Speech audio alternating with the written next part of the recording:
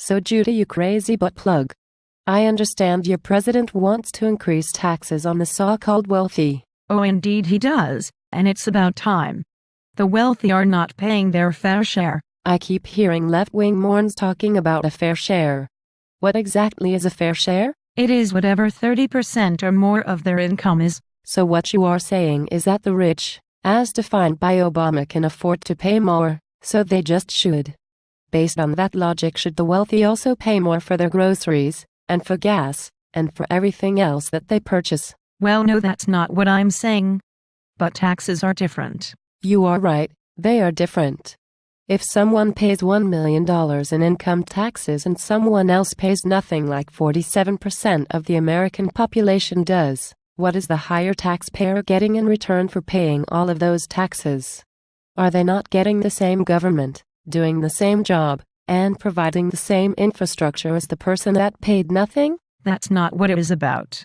The person that pays low taxes shouldn't have to because they can't afford to. The wealthy need to support more people. How many bedrooms are in your house? 3.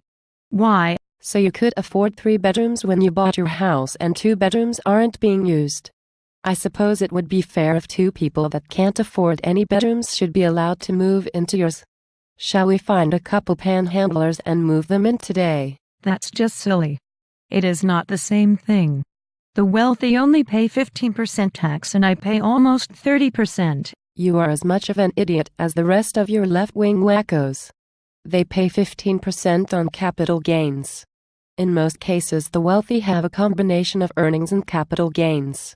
You can rest assured that they paid their fair share on the earnings, and the reduced rate on capital gains means that they have more money to put back into the business and the economy. It creates jobs. If someone paid millions of dollars in taxes on capital gains, where would that money go? Well, it would go to the government and they would invest in our children's education, and on healthcare, and wonderful arts programs. Holy fuck. You've been watching too much Obama Vision. First off, we have a $16 trillion debt that needs some attention. The money wouldn't go to any of those things though. It would go to the ever-expanding federal workforce and government pensions. We need to shrink the government by firing those useless pricks, and changing the pension plans the union slobs got them. I heard that there has been a hiring freeze in the government. Not only that, but government workers make far less than their private sector equivalents. Is that what you heard on CNN? Since Obama took office, the federal government has grown by 140,000 employees. They have also admitted that the average pay for federal workers, including benefits, is 16% higher than employees in the private sector. I don't believe that. I'd need to see a comparison of each class of worker. I heard them say that it was true for the employees without a high school education but not for the more educated. Well, first of all, whose fault is that? But more importantly, they would have used a weighted average of all employees across all occupations in the government.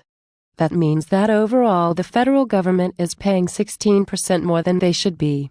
That equates to a lot of the wealthy people's fucking tax dollars to pay people that don't even work 40 hours a week. Tell me this. What is the role of the government? Well, I would say that job creation is one of the most important roles. How exactly does the government create jobs? Do they just hire a bunch more tax takers to redundant government positions? Well, that's part of it, but it helps the economy. They also create new rules, regulations and laws that force companies to do certain things that cause them to hire more people. What it causes is a bunch more hoops to jump through, and it causes cutbacks and layoffs since they have to spend more money on working by these new rules. It's like those idiots in California on the Air Resources Board that are banning diesel engines in all vehicles and requiring that 1 in 7 new vehicles be zero emission by 2025. You could take every vehicle off the roads in California and it wouldn't make any noticeable difference in the world's greenhouse gases. It will, however, cost jobs and drive even more taxpayers out of the state and attract more tax takers. That's why they're bankrupt and all of America is following. Causing businesses to swap diesel engines for gas will just put more people out of work.